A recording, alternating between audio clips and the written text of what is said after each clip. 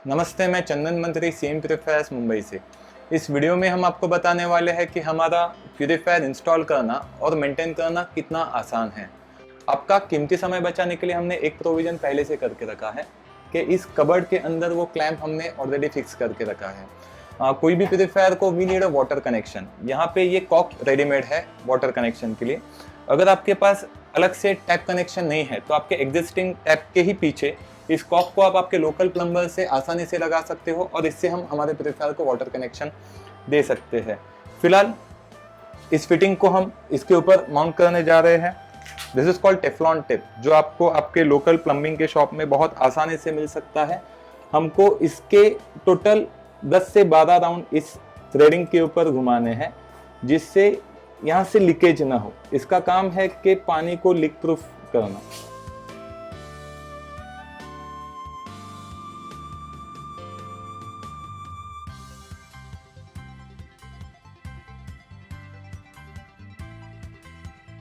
एक ही चीज़ का ध्यान रखना है, ये टेप घुमाते समय हमारा जो डायरेक्शन है वो क्लॉकवाइज होना चाहिए, नॉट एंटी क्लॉकवाइज। ये फिटिंग हम इसके ऊपर लगा रहे हैं।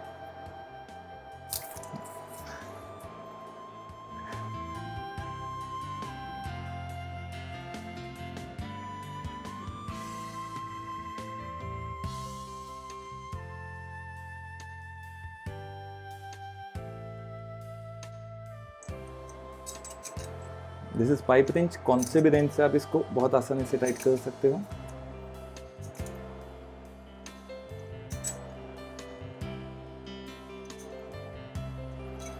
हमारा वाटर कनेक्शन सेट है। मशीन के साथ ये व्हाइट कलर का पाइप हमें मिल चुका है। इस पाइप को मुझे यहाँ इंसर्ट करना है वाटर कनेक्शन के लिए। सिर्फ प्रेस करना है, ये यहाँ से लीक नहीं होगा। अभी हम मशीन खोलने वाले हैं। हर मशीन का खोलने का तरीका अलग होता है। This is with magnetic lock. सिर्फ मैंने ढक्कन को खींचा है, ये कवर साइड में हो चुका है।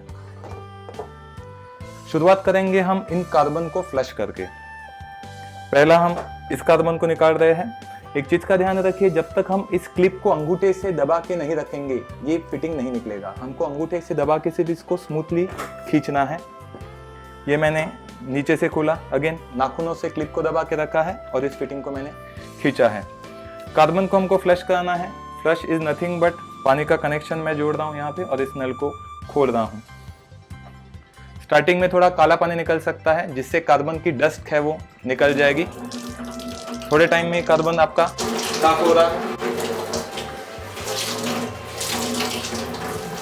इसको मैंने बंद कर दिया। जैसे निकाला था, जो पोजीशन से निकाला था वहीं पे मैंने वापस बिठा दिया।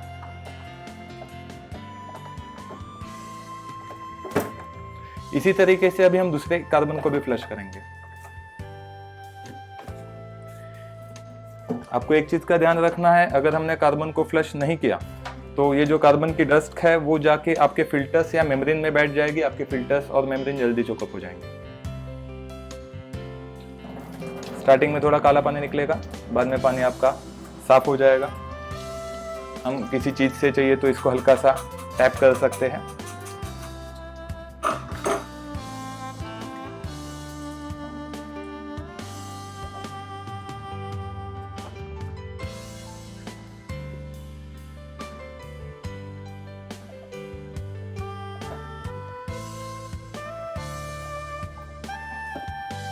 वापस हमने उसको उसके जगह पे जोड़ दिया है। अभी टाइम आ चुका है वाटर कनेक्शन देने का।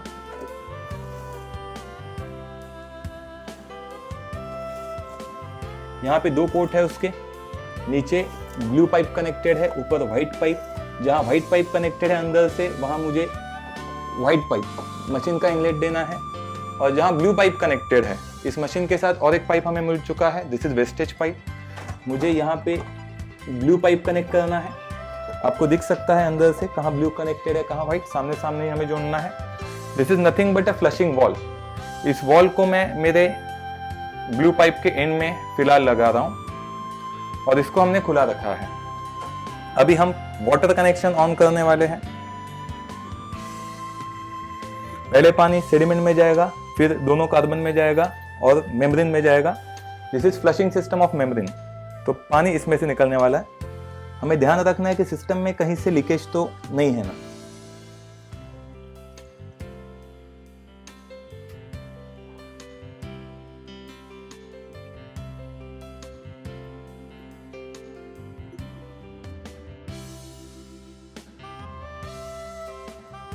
पानी आना चालू हो गया।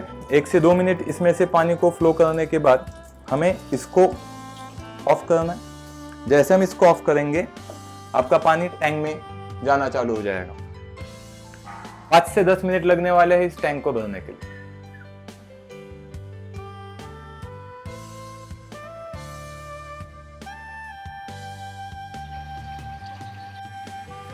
ये टैंक भर चुका है। हमको इंश्योर करना है कि अंदर के फ्लोट वॉल ने पानी को अच्छी तरीके से स्टॉप किया हुआ है। जब ये फ्लोट वॉल पानी को स्टॉप करेगा उसके बाद ही बैक प्रेशर बढ़ेगा आपके पाइपलाइंस में, इस फिल्टर्स में।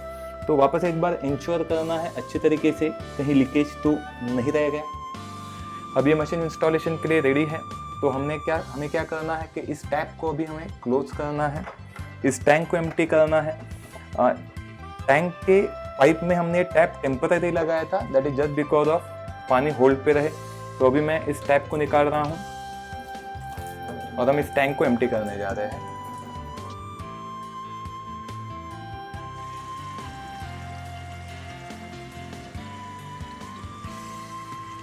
एक से 2 मिनट में आपकी टैंक एम्प्टी हो जाएगी।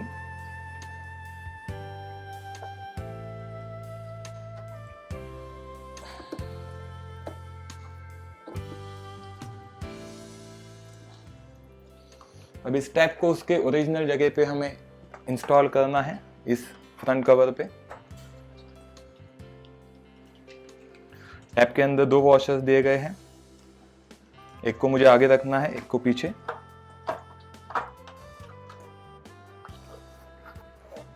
अभी हम पीछे से नट टाइट करने वाले हैं।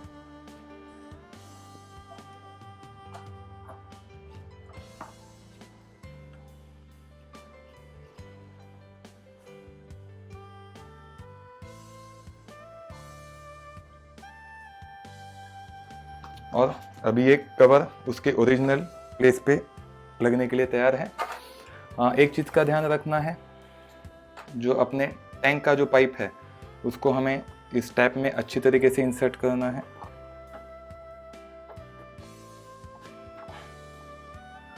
अगर ये अच्छी तरीके से इंसर्ट नहीं हुआ तो आपका लीकेज रह सकता है।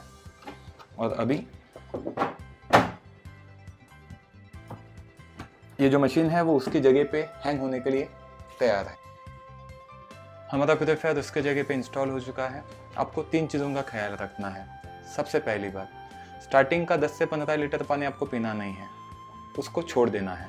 छोड़ने का मतलब ये नहीं कि उसको वेस्ट करना, आप किसी बकेट में रख के उसको रीयूज़ कर सकते हैं। दूसरी बात, आप वाटर कनेक्शन जितना स्लो रखोगे, पानी का फ्लो जितना आप कम रखोगे, आपके लिए ज़्यादा बेटर है। क्योंकि जितना पानी स्लो आएगा हर स्टेज में वो ज़्यादा टाइम के लिए रहेगा, हर स्टेज को टाइम मिलेगा खुद के काम के लिए, आपको वाटर क्वालिटी ज़्यादा इंप्रूव होके मिलेगा।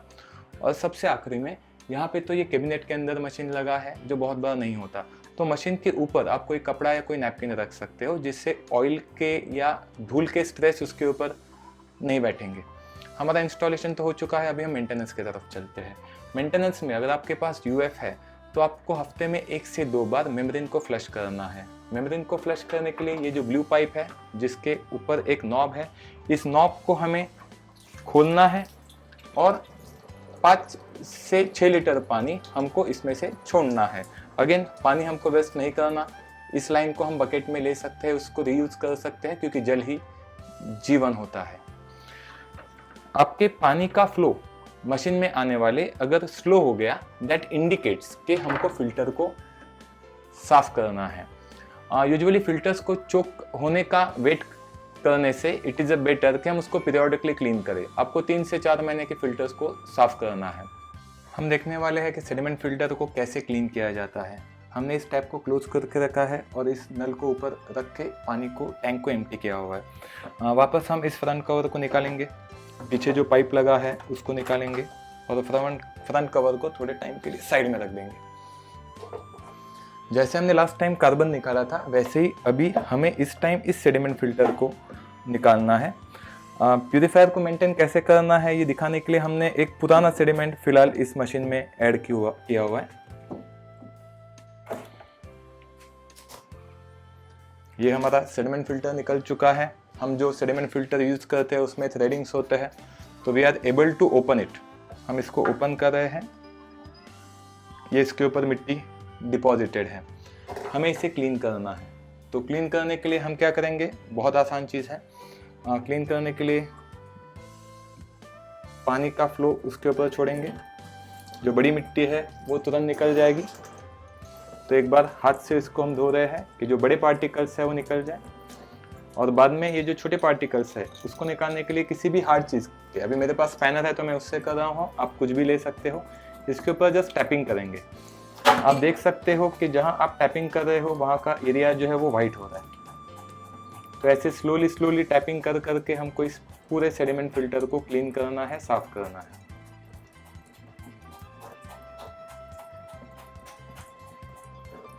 पानी का फ्लो बहुत ज़्यादा अगर आपने रखा तो जो उसके स्प्रिंग्स है वो ज़्यादा उड़ेंगे।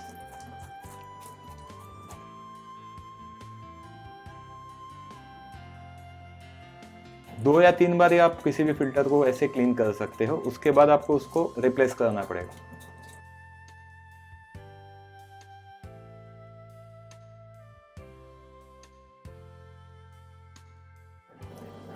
ये हमारा फिल्टर अभी साफ हो चुका है। एक बार इस हाउजी को भी धो लेंगे, उसके अंदर भी थोड़े बहुत सेडिमेंट मिट्टी डिपॉजिटेड है।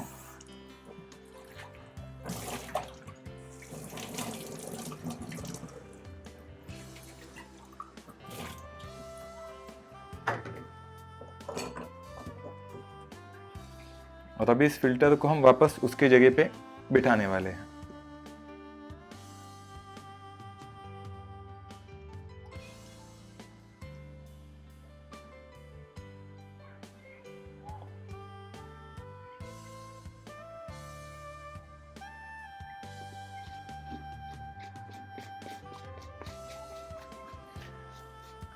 इस फिल्टर को दोबारा मशीन के अंदर बिठाने के पहले इसको बैक वॉश करना बहुत इंपॉर्टेंट है। बैक वॉश करने के लिए हमने इस पाइप को निकाला है, उसका जो रेगुलर फ्लो है उसके रिवर्स फ्लो से हम पानी को छोड़ने वाले हैं, जिससे वो और ज़्यादा बेटर वे क्लीन हो जाएगा। ये देखिए, जो मिट्टी फिल्टर के अंदर हिल चुकी है, लूज हो चुकी है, वो इस बैक वॉश प्रोसेस के वजह से निकल जाएगी। अभी पानी क्लीन आ रहा है, तो अभी हम इसको मशीन के अंदर वापस फिक्स कर सकते हैं।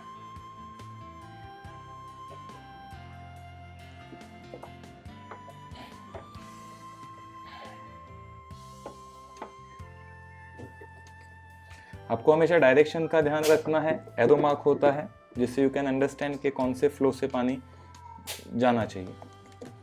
इट इज़ बेटर हमेशा कि जो डायरेक्शन से हमने निकाला है उसको ध्यान में रख के उसी डायरेक्शन में उसको लगाया जाए। तो हमारा सेडिमेंट फिल्टर वापस मशीन के अंदर माउंट हो चुका है। हमको वापस एक बार इंश्योर करना है कि उस पोर्शन में कहीं लीकेज तो नहीं रहा हो।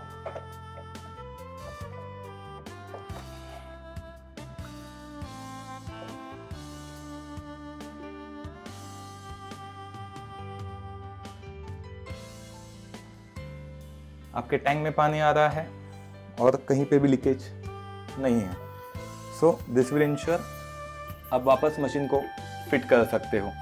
तो आपके पास अगर यूएफ है तो उसमें मेंटेनेंस के लिए सिर्फ सेडिमेंट फिल्टर क्लीन करना काफ़ी है। अगर आपके पानी में कंटेमिनेशन या अगर मिट्टी ज़्यादा है तो इस यूनिट के सेफ्टी के लिए ऐसा एक प्री फिल्टर लगाना आपके लिए कंपलसरी है।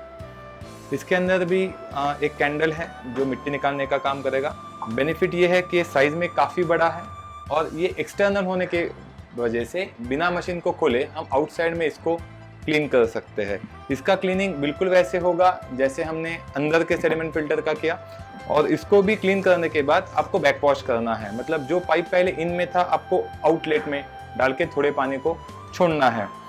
जिससे आप ये फिल्टर लोगे उससे आप ऐसा एक स्पैनर भी डिमांड कर सकते हो जिससे आपको इस फिल्टर को खोलने में काफ़ी आसानी होगी।